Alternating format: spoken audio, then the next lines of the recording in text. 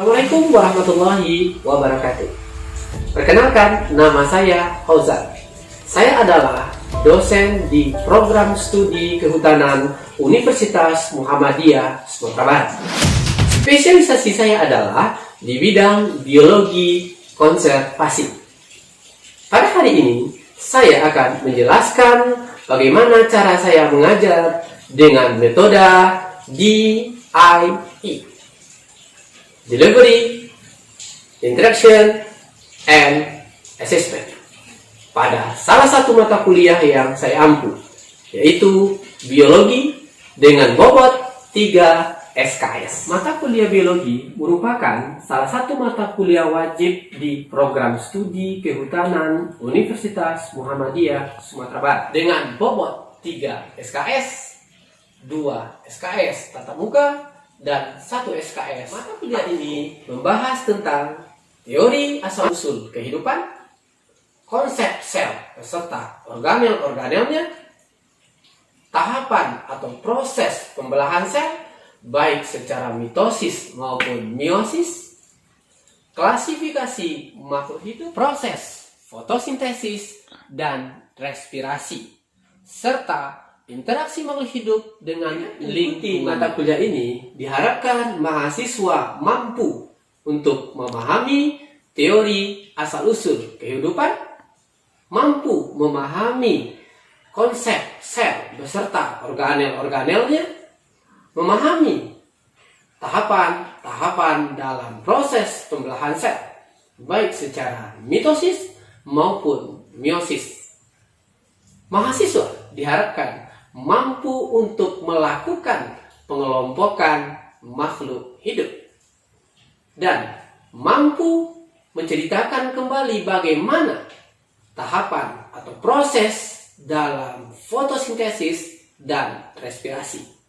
Dan yang terakhir, mahasiswa mampu memahami interaksi makhluk hidup dengan lingkungan. Mencapai kemampuan tersebut, maka mahasiswa akan diberikan topik-topik selama perkuliahan. Berikut topik-topik yang akan saya sampaikan. Yang pertama, asal-usul kehidupan. Berikutnya, teori sel beserta organel-organelnya, tahapan-tahapan pembelahan sel, klasifikasi makhluk hidup, proses fotosintesis dan respirasi, dan interaksi makhluk hidup dengan lingkungannya. Nah, itulah topik-topik yang saya sampaikan. Maka, sekarang saya akan menyampaikan metode pengajaran yang saya lakukan dengan menggunakan metode DIE, Delivery, Interaction, and Assessment. Yang pertama, metode delivery adalah metode bagaimana cara saya mengajar di dalam kelas. Ada beberapa metode yang saya gunakan. Yang pertama, textbooks. Buku yang saya gunakan adalah karangan Campbell, jilid 1, 2, dan 3. Saya lebih mengutamakan menggunakan buku berbahasa Inggris agar mahasiswa terlatih dan terasah untuk berbahasa Inggris. Yang kedua adalah membuat kelompok-kelompok presentasi. Setiap kelompok mempersiapkan materi yang akan dibahas pada minggu berikutnya dan dipresentasikan di depan kelas, sehingga menambah kreativitas dan kepercayaan diri mahasiswa. Teknik yang kedua adalah interaction. Adalah bagaimana interaksi saya dengan mahasiswa selama perkuliahan.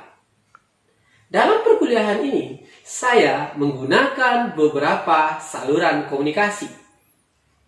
Saat perkuliahan, saya mencoba mengajak mahasiswa untuk aktif dan komunikatif selama proses perkuliahan. Yang kedua, menggunakan atau membuat grup WA sebagai saluran komunikasi selama di luar jam perkuliahan. Yang ketiga, saat melaksanakan perkuliahan secara online, saya menggunakan Zoom Meeting.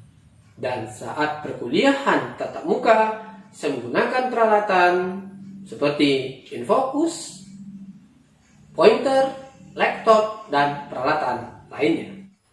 Yang terakhir adalah metode asesmen. Bagaimana cara saya melakukan penilaian? Pada awal perkuliahan, saya selalu menyampaikan kontrak perkuliahan, di mana dalam kontrak perkuliahan tersebut antara saya dan mahasiswa membuat kesepakatan aturan-aturan dalam perkuliahan. Dan saya juga menyampaikan aturan dan bobot penilaian. Sehingga mahasiswa memiliki kesempatan dan persiapan yang lebih matang dalam perkuliahan dan mendapatkan nilai yang terbaik. Berikut adalah skema bobot penilaian yang saya berikan kepada mahasiswa. Selanjutnya, saya akan memberikan contoh cara saya mengajar secara Zoom Meeting. Assalamualaikum warahmatullahi wabarakatuh. Waalaikumsalam warahmatullahi wabarakatuh. Dan syukur mari kita ucapkan kepada Allah Subhanahu wa taala yang masih memberikan kesehatan kepada kita bersama sehingga kita dapat melaksanakan perkuliahan kita pada hari ini. Kemudian salam bersalam kepada Nabi kita Muhammad sallallahu alaihi wasallam. Nah, pada kali ini mari kembali kita lanjutkan perkuliahan kita Materi kita pada hari ini adalah kajiannya itu fotosintesis Jadi kajian kita hari ini adalah terkait dengan fotosintesis. Kita mempelajari materi fotosintesis Nah, selaku kita berada di prodi kehutanan salah satu bagian penting dalam menjaga keseimbangan alam khususnya kehidupan manusia dan juga alam itu proses fotosintesis. Nah, inilah salah satu tujuan pembahasan atau materi kita hari ini Oke, kita lanjutkan. Nah, kalau kita bahas fotosintesis, kita sudah sama-sama mengetahui bahkan dalam kehidupan sehari-hari fotosintesis ini tidak bisa ditinggalkan atau tidak bisa dihentikan. Karena kalau fotosintesis berhenti, berarti bisa dikatakan nanti proses yang terjadi di dalam kehidupan juga akan berhenti. Nah, bagaimana proses fotosintesis itu sendiri? Nah, fotosintesis merupakan reaksi di mana CO2 CO2, karbon dioksida, kemudian ditambah dengan air, setelah itu ada bantuan sinar matahari yang diikat klorofil sehingga dihasilkan karbohidrat atau C6H12O6 dan juga oksigen Jadi proses fotosintesis itu merupakan proses penyusunan. Di pertemuan sebelumnya sudah kita bahas fotosintesis merupakan bagian dari metabolisme Nah, metabolisme itu apa? Nah, metabolisme merupakan reaksi kimia yang terjadi di dalam tubuh makhluk hidup. Nah, metabolisme terbagi menjadi dua Ada yang disebut dengan nama anabolisme, ada yang disebut dengan nama katabolisme. Nah, anabolisme merupakan proses penyusunan, menyusun. Sementara katabolisme merupakan proses penguraian. Nah, pada pertemuan hari ini kita akan membahas proses anabolisme, penyusunan. Nah, bagaimana proses penyusunan makhluk hidup itu sendiri Salah satu proses penyusunan itu dikenal dengan nama proses fotosintesis. Foto itu berasal dari cahaya, bahasa kita aja kan foto itu cahaya sintesis membuat. Jadi menyusun menggunakan cahaya. Kemudian yang kedua adalah proses kemosintesis.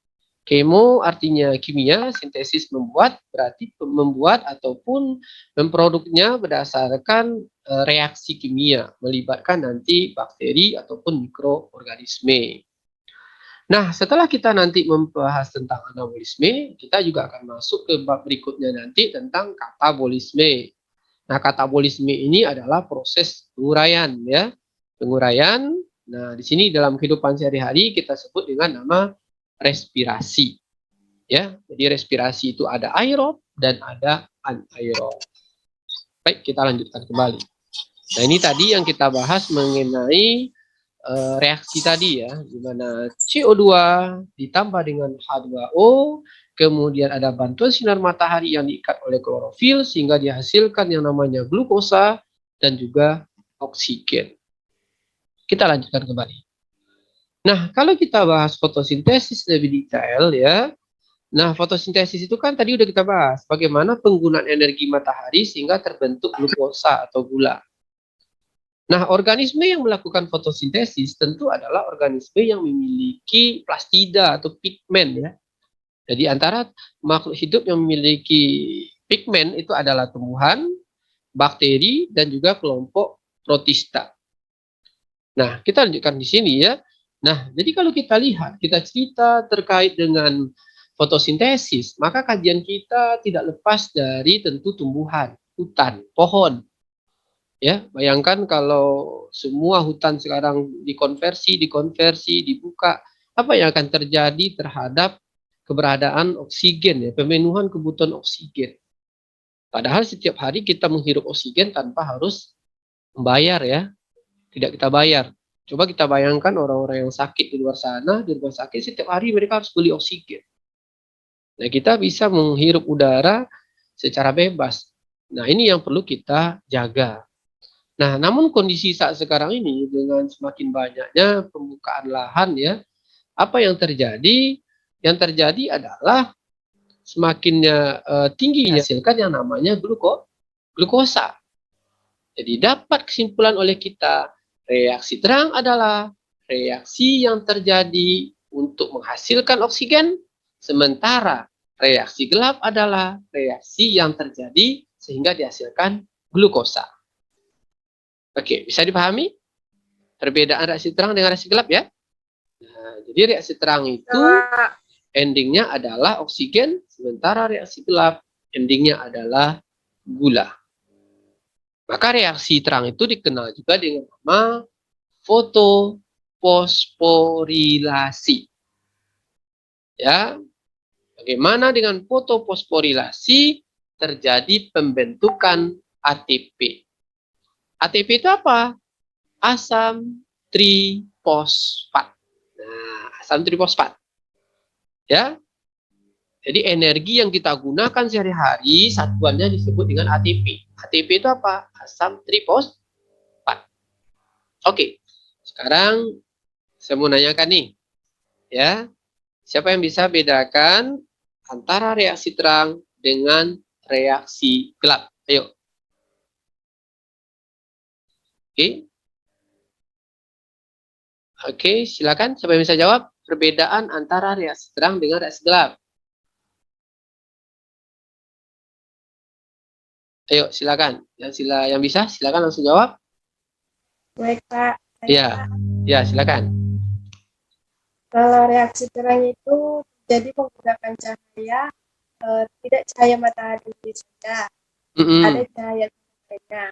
Ya. Kalau reaksi itu tidak menggunakan cahaya, jadi terjadinya distroma, Pak. Terjadinya? Kalau cahaya terjadi di grana dan menghasilkan oksigen. Kalau reaksi terang menghasilkan oksigen. Kalau reaksi gelap apa hasilnya? Yuk. Gula, Pak. Oke, gula. Ya, betul ya. Jadi reaksi terang terjadi di grana, hasilnya adalah oksigen. Ini yang dilepaskan ke lingkungan yang kita pakai sehari-hari itu. Kemudian reaksi gelap terjadinya nanti tentu di siklus Kelvin sehingga dihasilkan gula. Nah, jadi selain di proses perkuliahan tatap muka ataupun secara live ataupun online yang kita lakukan, nah nanti kita juga akan ada praktikum. Ya, kita akan melaksanakan praktikum khusus untuk melaksanakan fotosintesis. Ya. Oke, nah ini kajiannya dengan fotosintesis. Baik, kita lanjutkan kembali. Nah, mekanismenya kalau tadi kita lihat ya, inilah proses dari kajian itu sendiri. Nah, kemudian tumbuhan terbagi menjadi 3 kelompok. Nah, ada tumbuhan disebut dengan nama tumbuhan C4. Jadi ada nama tumbuhan itu apa? Tumbuhan C4. Kenapa namanya C4? Karena senyawa yang terbentuk pertama sekali ya pada proses siklus Calvin itu disebut dengan nama C-nya 4. Namanya oksaloasetat. Apa contoh tumbuhan yang menghasilkan atau dikenal dengan tumbuhan C4 yang menghasilkan oksaloasetat? Contohnya tebu, jagung. Ya, jadi tebu dan jagung itu disebut dengan tumbuhan apa? C4. Kenapa namanya C4? Karena yang pertama sekali dibentuk namanya oksaloasetat. Nah, tumbuhan C4 ini biasanya hidup pada daerah-daerah yang kering, di perbukit-bukitan. Makanya di daerah perbukitan itu yang cocok ditanam daerah yang kekurangan air, tebu, jagung, nah gitu.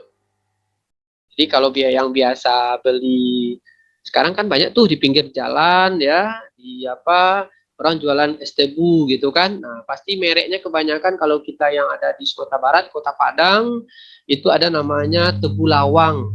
Mereknya tebu lawang. Kenapa namanya tebu lawang? Karena lawang itu nama daerah perbukitan. Nah, maka di situ banyak produksinya adalah tebu. Ya, banyak diproduksi tebu. Apa keunikan dari tumbuhan C4? Tumbuhan C4 ini dia memiliki 2 bagian tempat fotosintesis. Kalau tadi di tumbuhan C3 hanya proses di mesofil saja, yaitu palisade dan spons, kalau sekarang ada namanya bundle seed atau sel seludang. Jadi tumbuhan C4 memiliki yang namanya sel seludang. Nah, inilah yang disebut dengan sel seludang tersebut. Ini namanya mesofil. Mesofil itu ada palisade dan spons yang kita bahas tadi. Dan juga ada satu lagi tambahannya pada tumbuhan C4. Disebut dengan nama sel seludang. Kenapa namanya tumbuhan C4? Karena di sana yang terdapat adalah ya oksaloasetat. Dan tumbuhan ini mampu hidup pada daerah yang kering. Oke, kita lanjut kembali. Kemudian ada nama tumbuhan itu cham. Namanya apa? Cham. Kenapa namanya cham? Karena dia mampu hidup pada daerah yang kering. Nah, daerah yang kering seperti daerah gurun. Ya, nah ini biasanya yang hidup di situ apa?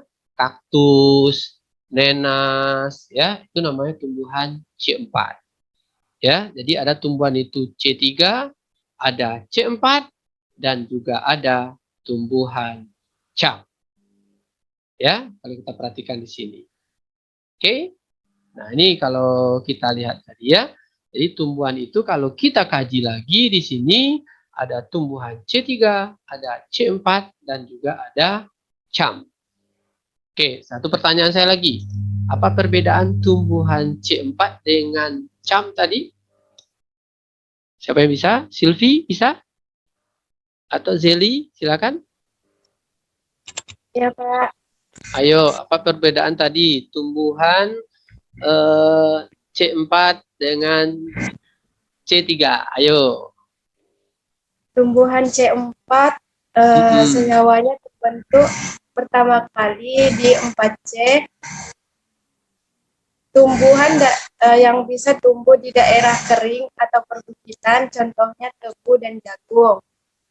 Nah, itu tadi kalau kita kaji bagaimana kajian dari fotosintesis ya. Jadi fotosintesis ini sangat penting sekali tentu untuk kelangsungan hidup ya. Produknya berupa oksigen dan juga berupa C6H12O6. Nah, nanti di pertemuan berikutnya kita akan melaksanakan praktikum. Di praktikum itu nanti akan kita laksanakan bagaimana mekanisme pengamatan kita secara langsung proses fotosintesis itu terjadi dan akan kita amati apa saja hasilnya. Ya, oksigen itu dihasilkan dalam bentuk gelembung-gelembung udara. Nanti akan kita coba dengan menggunakan tumbuhan namanya hidrilla ya. Jadi dari sekarang silakan disurvei dulu di mana ada tumbuhan hidrilla. Jadi nanti saat kita praktikum tinggal dikoleksi, diambil, kemudian kita gunakan air putih, kita tinggal laksanakan di lab nanti ya. Ada berbagai percobaan kita nanti, ada di tempat yang terang, ada di tempat yang gelap, dan juga ada di tempat yang samar-samar. Lalu kita bandingkan keberadaan oksigennya. Oke, nah saya rasa sampai di sini pertemuan kita. Ada pertanyaan lain sebelum kita akhiri? Oke, jika enggak ya, oke, saya harap semuanya paham, bisa dipahami materi kita hari ini ya. Oke, jika tidak ada, kita tutup pertemuan hari ini. Sekali lagi saya ucapkan terima kasih. Tetap jaga kesehatan. Kita tutup. Billahi taufiq wal hidayah. Assalamualaikum warahmatullahi wabarakatuh. Itulah tadi cuplikan saya ngajar. Demikianlah yang dapat saya sampaikan. Terima kasih. Assalamualaikum warahmatullahi wabarakatuh.